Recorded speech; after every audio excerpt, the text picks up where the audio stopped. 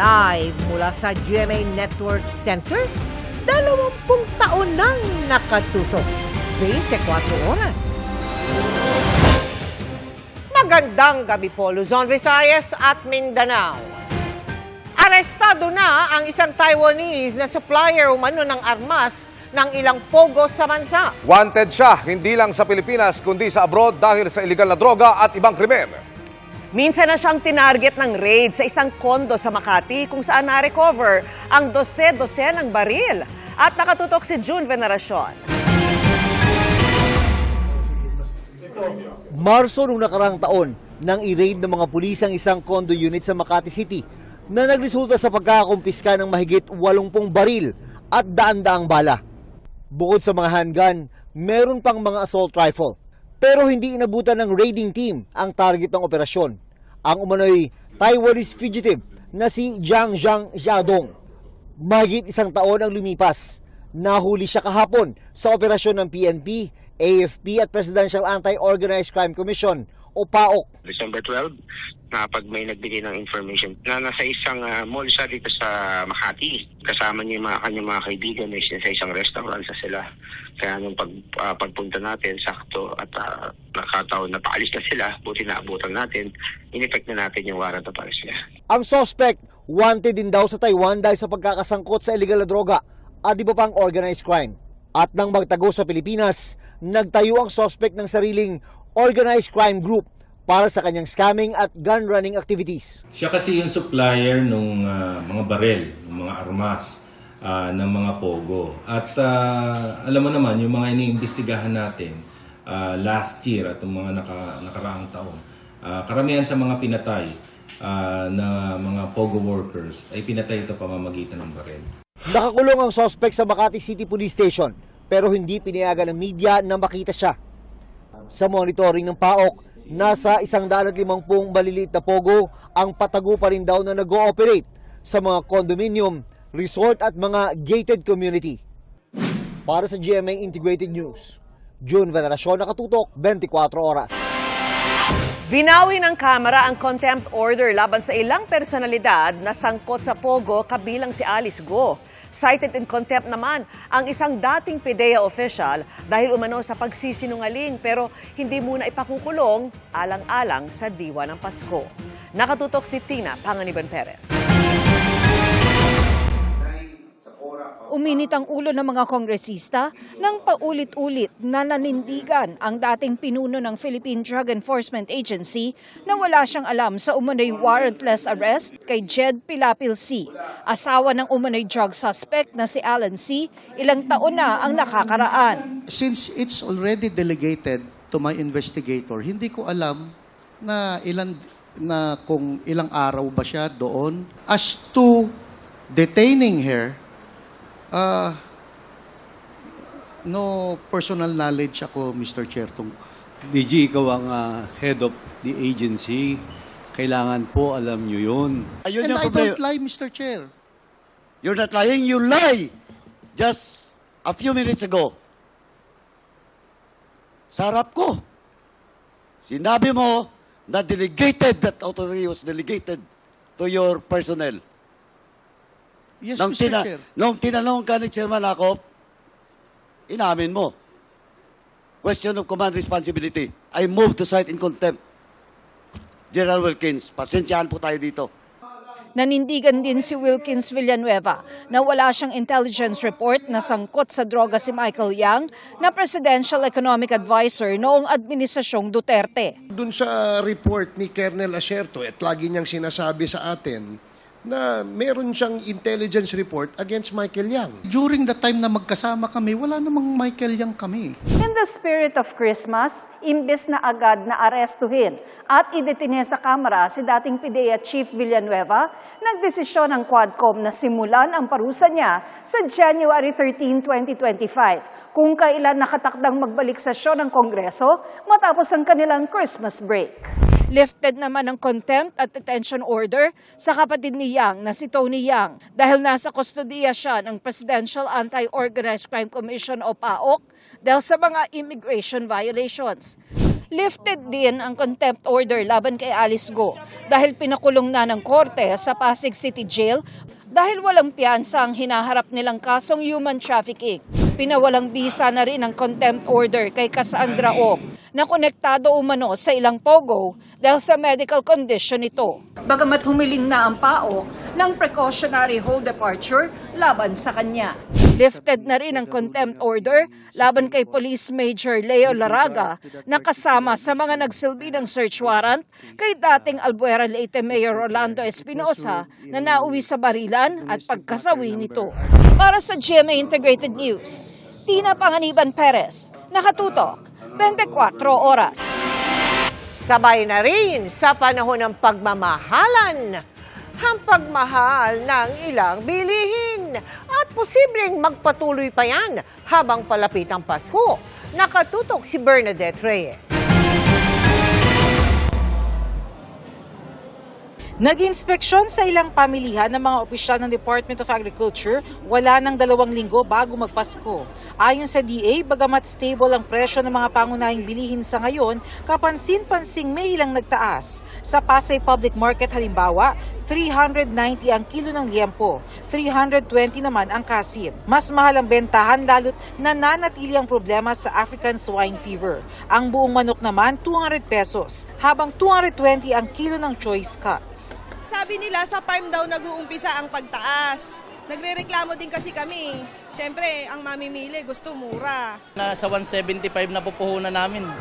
Ang laki po ng tinaas. Sa ngayon kasi Pasko I think hindi natin mapigilan tumaas ng presyo ng konti. Lalo na kasabay na yung may ASF pa sa baboy.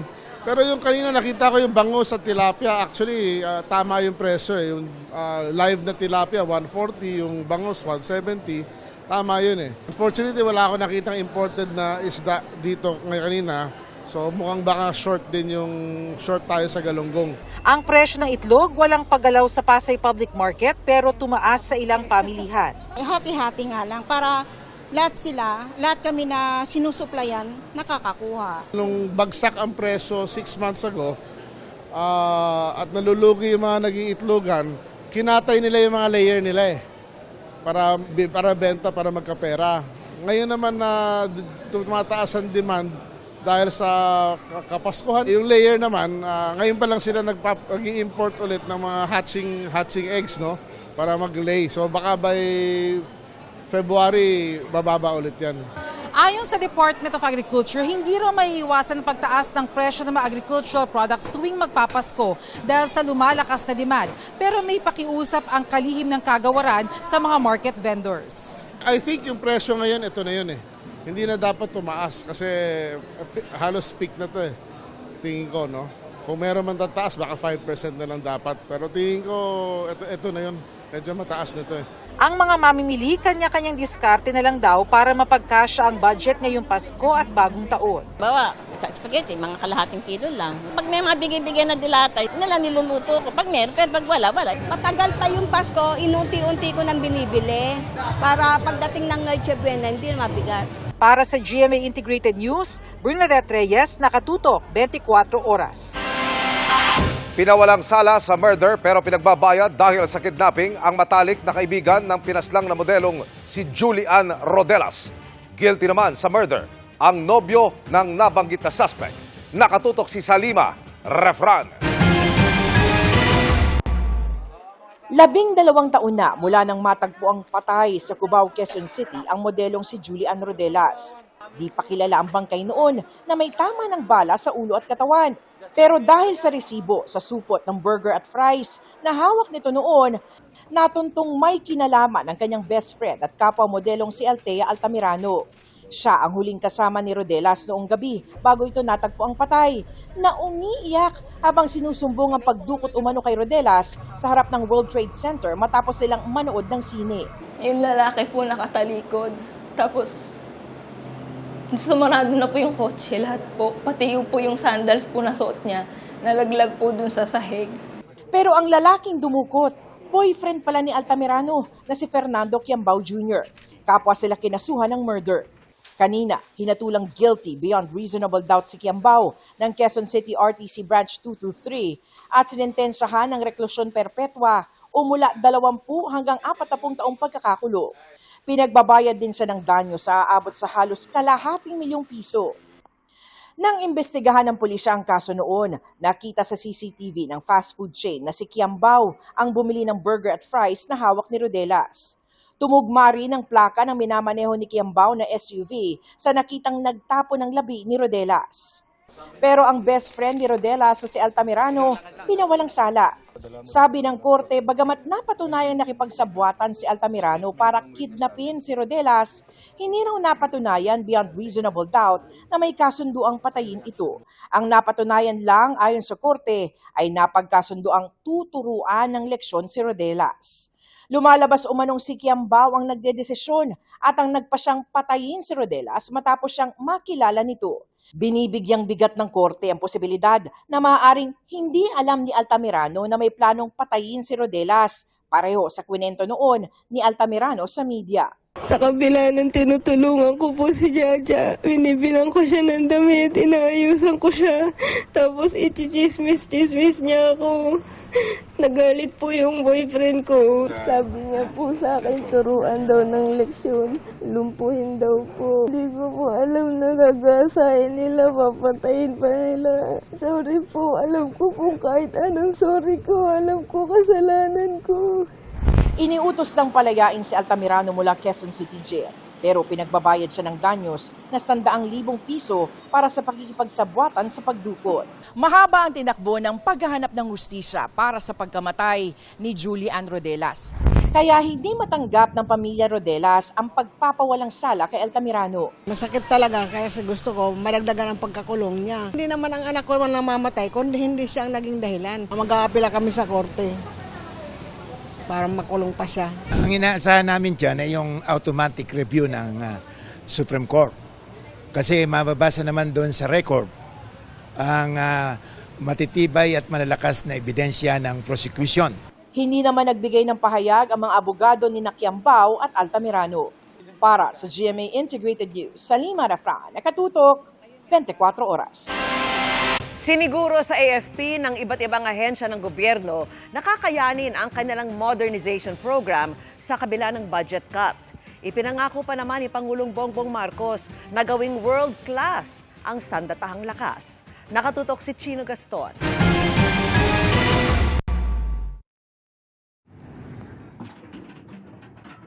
Sa gitna ng mga hamon sa teritoryo at seguridad ng bansa, kasama pa ang sari-saring kalamidad. May binitawang pangako ang Pangulo sa harap ng higit 600 graduates ng Officer Candidate School ng Armed Forces of the Philippines. To all the members of the AFP, be assured that this administration remains committed to transforming our AFP into a world-class force that is a source of national pride and national security. Para sa isang sandatahang lakas na world-class, hindi lang daw military equipment ang bibigyang prioridad, kundi ang sapat na pagsasanay kung paano ito gagamitin. We will modernize your equipment, enhance your training programs, ensure that you are equipped to face challenges not just of today, but also of the future. Because together, we build an AFP that will stand as a beacon of strength, of alliance, resilience, and technological excellence. Patuloy ang pagdating ng mga military equipment sa ilalim ng AFP Modernization Program. Ngayong taon, dumating ang BrahMos supersonic cruise missiles ng Philippine Marines galing India. At ngayong linggo, we saw the arrival of another batch of 5 Black Hawk helicopters, which is the second batch of the 32 Black Hawk helicopters that we are acquiring under the Horizon 2 of the modernization program. Ang Philippine Navy, 2 pang warship at 6 na offshore patrol vessels ang gustong bilhin para palakasin ang pagbabantay sa exclusive economic zone ng bansa. We have the Horizon 3, almost $35 billion. Hindi ito one-shot deal. This is a continuing effort na may mga midway checks tayo rito to see where we are at kung kailangan pa na i-improve pa ito, more will be added. And I would say that we are on track to hit our targets. Pero maapektuhan ba ng paghihigpit ng sinturon ng gobyerno ang pagbili ng military equipment para sa depensa ng bansa? Sa ilalim ng 2025 budget ng Department of National Defense, binawasan ng 15 billion pesos ang 50 billion pesos para sa AFP Modernization Program. We were assured by the other government agencies that we can pursue with the modernization program. It's a matter of project management. It's execution, and then funding will really will flow. But we have assurance from Congress that we will continue to support the modernization program. Sumasa ilalim na sa bidding ang pagbili ng 40 multi-role fighter jets sa halagang 400 billion pesos na inaprubahan ng Pangulo noong Agosto. Nasa wishlist din ng AFP ang karagdagang mid-range missiles gaya ng mga MRC missiles ng US na nakadeploy ngayon sa Northern Luzon. Para sa GMA Integrated News, Chino Gaston nakatutok, 24 oras. Wala nang pili-piling oras ang mabigat na daloy ng trapiko sa ilang lugar sa Metro Manila ngayong holiday rush na sinabayan pa ng mga pasaway sa kalsada. Maki-traffic update tayo sa live na pagtutok ni Maris Umali mula sa EDSA Cubao. Maris! Vicky, ngayon ngang Payday Friday at kabi-kabila rin yung mga Christmas party. Lalo pang tumukod yung traffic sa iba't ibang lugar sa Metro Manila. Lalo na dun sa mga kalsada na papunta sa mga mall. Kaya ito yung isa-isang inikuta ng MMDA sa buong maghapon sa kanilang bantay sa gabal operations. At gaya nga ng inaasahan, meron na namang mga nasampulang mga pasaway. Sa EDSA Pakanan ng Congressional Avenue, 2 jeepney ang hinuli ng MMDA Strike Force dahil sa iligal na pagparada habang nag-aabang ng pasahero. Tinanggap naman ng mga tsuperan ticket. Tiniketan din ang mga nakaparada sa paggawaan ng motorsiklo sa Congressional Avenue. Pinag-i-issuehan din sila ng ticket. Pero ang SUV na ito sa tapat na eskwelahan ng BJMP, tino na dahil nakaparada na sa sidewalk at iniwan pa ng driver. Tino din ang SUV na ito na iniwan ng tsuper sa Katipunan dahil nakausli ang nguso sa sidewalk. Sa kabuuan, naabot sa 16 na 4-wheel vehicle at 3 motorsiklo ang tino, habang 78 mga sasakyan ang tiniketa ng MMDA. Malaki po ang ang nagiging kumbaga result of mga illegal parking obstruction, especially this coming Christmas season or mga rush or peak hours natin. Paalala ng MMDA para sa mga pedestrian lang ang mga bangketa at hindi para gawing paradahan ng mga sasakyan. 1,000 piso ang multa ng mga natiketan habang 2,000 piso sa mga nato, bukod pa sa towing fee na nagkakahalaga ng 3,500 hanggang 8,500 pesos. So yung mga tao o yung mga pedestrian na dapat maglakad doon, they are resulting to going to the street.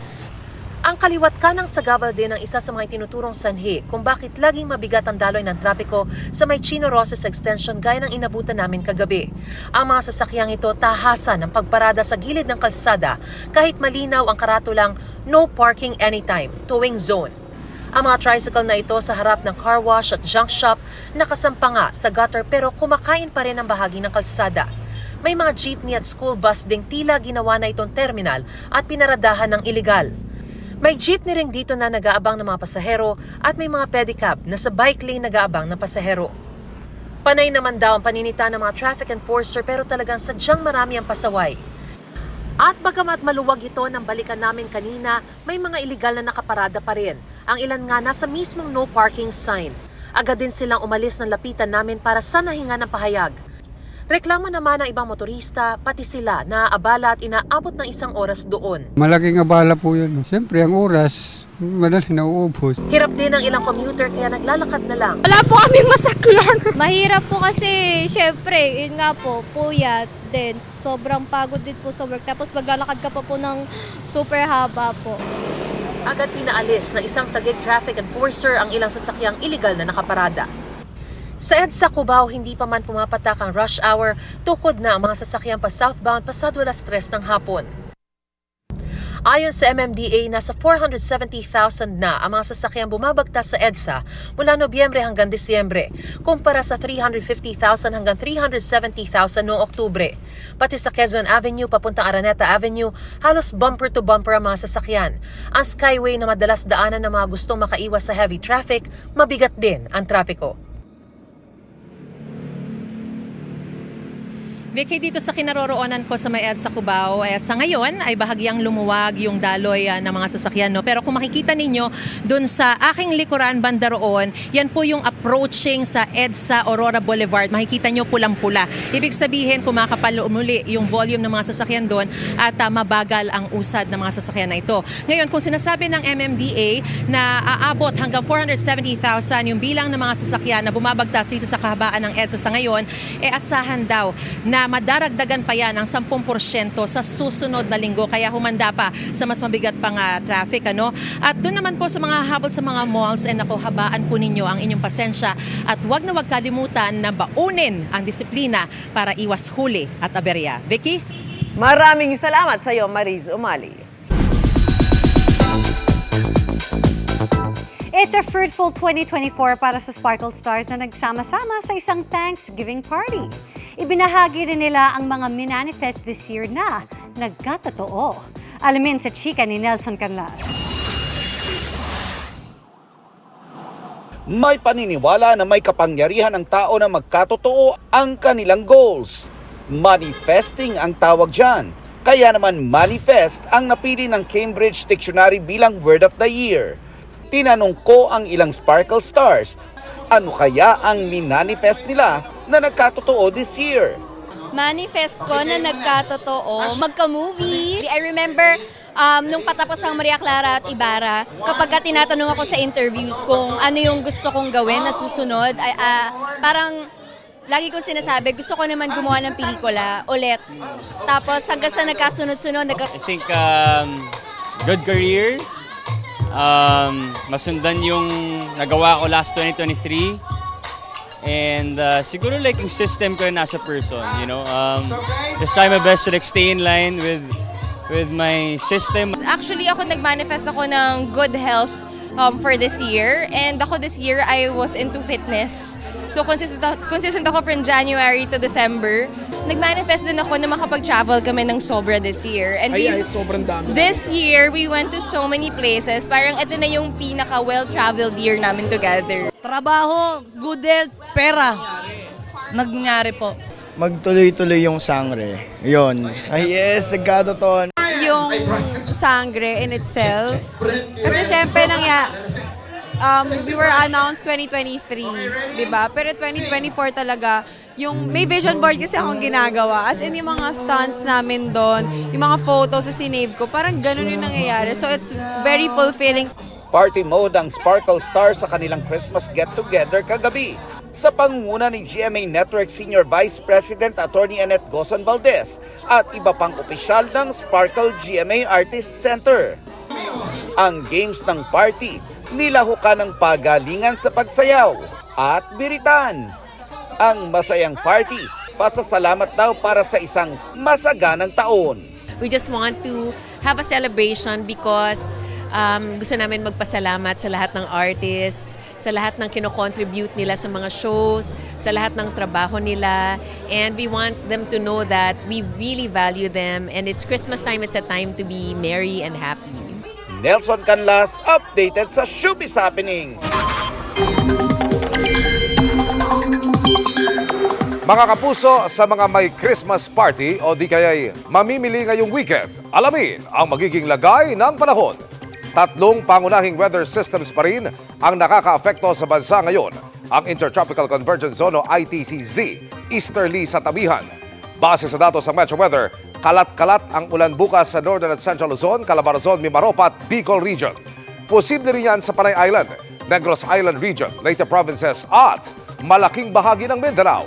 Sa Metro Manila, mababa ang tsansa ng ulan sa ngayon pero maghanda sa biglaang pag-ulan, dulot naman ng thunderstorms. Sa linggo, mas malalakas na ulan ang mararanasan sa silangang bahagi ng bansa dahil sa inaasahang pagbabalik ng shear line at trough o yung extension ng papalapit na low pressure area. Ayon sa pinakauling datos ng Pag-asa, posible pa rin magkaroon ng sama ng panahon sa loob ng Philippine Area of Responsibility sa susunod na linggo. May tsansa itong maging bagyo at lumapit sa Mindanao pero pwede pang magbago kaya patuloy na tumutok sa updates. Samantala, kung hindi maulap sa inyong lugar, may pagkakataon kang masilayan ng Geminid Meteor Shower Ayon sa Pag-asa, mamayang madaling araw ang peak niyan at aabot sa mahigit 100 bulalakaw ang pwedeng makita kada oras. Mula sa pagiging siklay ng Maria Clara at Ibarra, it's the end of another era bilang si Adelina para kay Barbie Fortesa. Prepping na siya for Christmas ngayong tapos ng taping ng Pulang Araw. Pero marami pang mas intense scenes ang mapapanood. Makichika kay Lars Santiago. Ibang saya raw ang nararamdaman ni Barbie Fortesa sa pagtatapos ng kanilang taping para sa Pulang Araw. Alam daw kasi niyang nakapaghahandog sila ng isa sa pinakamagandang series ngayong 2024. Kaya bilang pasasalamat at early Christmas gathering na rin, nagkaroon sila ng salo-salo sa set. Definitely yung buong team talaga, yung staff and crew talagang sila talaga yung pinaka naghirap at nagpagod para mabuo yung show. And so they really deserve to celebrate the end of the show. Sa mga napapanood sa Pulang Araw ngayon, halos walang patid ang mga eksenang nakakadurog ng puso. Isa na rito ang katotohanang ang pinakamamahal pala ni Adelina na si Hiroshi, played by David Licauco, ang aksidenteng nakapatay sa kanyang ama. Sabi ko, shocks, parang there's no coming back from that. Parang sabi ko, knowing Adelina and her character and how much she loved her father talaga. Kasi si Julio na lang ang tumayong magulang niya talaga after Fina died, Miss Rian Ramos. So, grabe yung pain na yun for sure. Hindi ko alam kung papaano how Adelina would deal with that situation. Ipaghihiganti ko! Hindi makalimutan ni Barbie kung paano kinunan ang masakit na eksenang yun. Yung dinala sa akin ni Hiroshi yung bangkay ni Julio, talagang it was so heartbreaking and malaking tulong talaga na sobrang believable yung itsura ni Sir Epi. Talagang props to the prosthetics and the makeup team. Talagang ang galing. So, ramdam na ramdam mo talaga. Sa ngayon, pinaghahandaan na rin ni Barbie ang paparating na Kapaskuhan. Hopefully, I'll have time to prepare, kahit papano ayusin yung mga pang Noche Buena since it will be our second Christmas sa aming bahay. Pero I am also actually busy doing my second film. So yun, medyo yun lang. Magtatrabaho pa rin tayo sa Pasko. Lars Santiago, updated sa showbiz happening. Inaalam ngayon ng mga otoridad ang pagsulpot ng isang barko ng China Coast Guard batay sa tracker sa San Felipe, Zambales kahit wala naman ito roon. Ayon sa Philippine Coast Guard, posibleng kaso ito ng spoofing o pamemeke. Nakatutok si Joseph Moro. Palaisipan sa mga residente ng San Felipe, Zambales ang pagsulpot ng isang umunong barko ng China Coast Guard na may body number 21543 umaga ng December 10. Lumabas yan sa AIS tracker na ginagamit ng mga residente sa kanilang pagmamonitor ng dredging activities sa lugar. Batay sa tracker, may 4 na iba pang barko sa lugar. Inireport ito ng mga residente sa Philippine Coast Guard sa Zambales at nang tingnan ulit ng Philippine Coast Guard ang lokasyon ng sinasabing barko ng China Coast Guard. We have located the vessel of concern, but it is near Hong Kong, yung sa Guangzhou nga. So it could not have been in that particular location. I would suggest, unless someone in the area had a visual sightings on the vessel, it's a glitch. Nasa lugar ng mga panahong yun ang BRP Teresa Magbanwa at rumesponde rin ito. Nakita rin nung una ni BRP Teresa Magbanwa ang signal galing sa umunoy CCG 21543. Pero pagdating nila sa lugar, 3 barkong may Philippine flag pero Chinese company owned ang kanilang nadatnan. Ininspeksyon ng PCG ang isa sa mga barko na andakang at wala silang nakitang irregularidad. These are Chinese operated dredgers. No? And according to the report of the commanding officer, Teresa Magbanwa, some of the crew are Filipino, some of them are also Chinese nationals.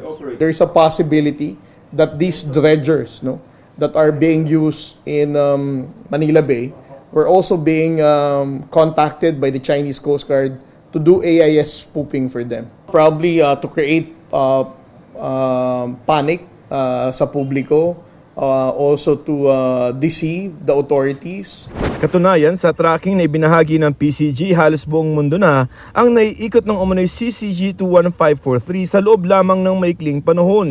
Paglabag daw ito sa International Convention for the Safety of Life at Sea. Sinusubukan pa naming kunan ang pahayagan Chinese Embassy kaugnay nito. Kaya panahon na raw para imbestigahan ang aktibidad ng mga barkong pandredge, tulad raw ng panawagan ni Senador Risa Ontiveros na nangangamba na ginagamit na rin ng mga ito para mag-espiya sa bansa. The Philippine Coast Guard has the authority to board and inspect all these dredger vessels, no? Especially so that AIS is actually one of the requirements, no? As part of the SOLAS Convention. Samantala, sa harap ng United Nations General Assembly, iginit ng Pilipinas na teritoryo ng Pilipinas ang Scarborough Shoal o Baho de Masinloc sa Zambales, batay na rin sa United Nations Convention on the Law of the Sea. Sinabi rin ni Philippine Ambassador to the UN Antonio Lagdameo na mga bagong batas na Philippine Maritime Zones Act at Philippine Archipelagic Sea Lanes Act ang nagpapatibay sa pamamahala ng Pilipinas sa ating karagatan. Ang inilabas daw ng China na baselines na sakop ang Baho de Masinloc ay paglabag sa UNCLOS at naglalagay sa alanganin sa international order. Para sa GMA Integrated News, Joseph Morong, nakatutok 24 oras. Mga kapuso, huling payday na ng marami bago ang Pasko, kaya lalong dagsa ang mga nagkakabol sa pamimili ng regalo. Kabi-kabila na rin ang mga Christmas party, gaya na lamang po dito sa GMA Network, kung saan nakikisaya, nakatutok si Mark Salazar. Mark! Emil, damang-dama na ang Christmas rush, lalo na nga't 2 biyernes na lang, Pasko na.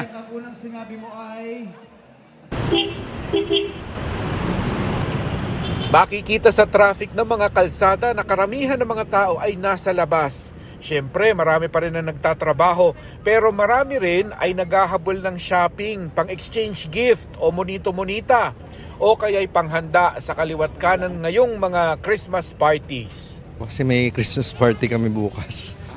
Kaya naghahanap ako ng magagawang regalo. Kasi love language ko po gift giving.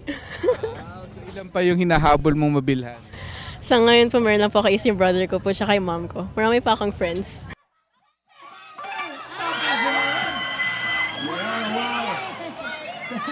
Sa trabaho ito kailangan mo na hagdan.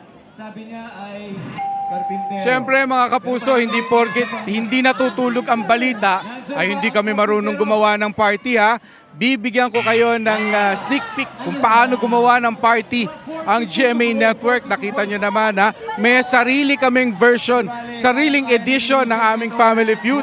Ayun si Ding Dong Dantes sa aming stage at ang mga contestant niyan ay mga empleyado rin ng GMA. Tingnan nyo, dami niyang punong-puno ng table itong GMA Network Grounds.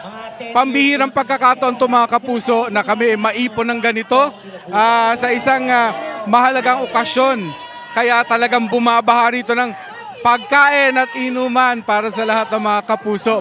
Siyempre, sa pangunguna ng aming mga gabay sa trabaho at sa aming misyon, ang aming mga GMA executives. At mula dito sa Christmas party ng GMA Network, maligayang Pasko sa inyo lahat mga kapuso. Tita Mel, Vicky, Emil, hinihintay na kayo rito. Sa ngalan ni Ma'am Mel at ni Ma'am Vicky, Happy Christmas. Maraming salamat, Mark Salazar.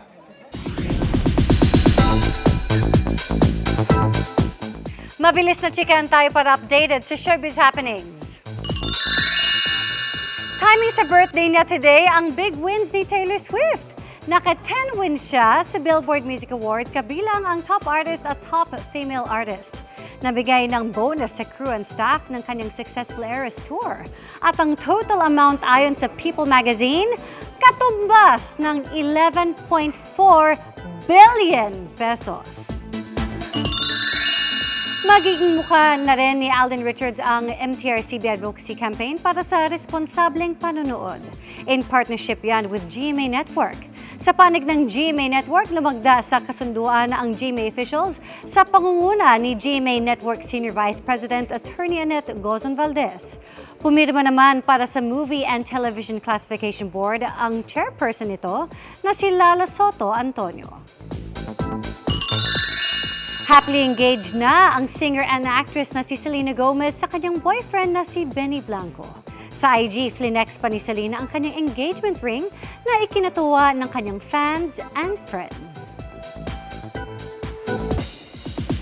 And that ends our week-long chikahan. Ako po si Iya Arellano. Happy weekend mga kapuso!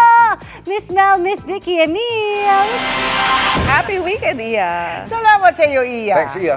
At yan ang mga balita ngayong Biyernes, mga kapuso. 12 days na lang, Pasko na. Ako po si Mel Tiangco. Ako naman po si Vicky Morales para sa mas malaking misyon. Para sa mas malawak na paglilingkod sa bayan, ako po si Emil Sumangil. Mula sa GMA Integrated News, ang News Authority ng Pilipino, nakatuto kami 24 oras.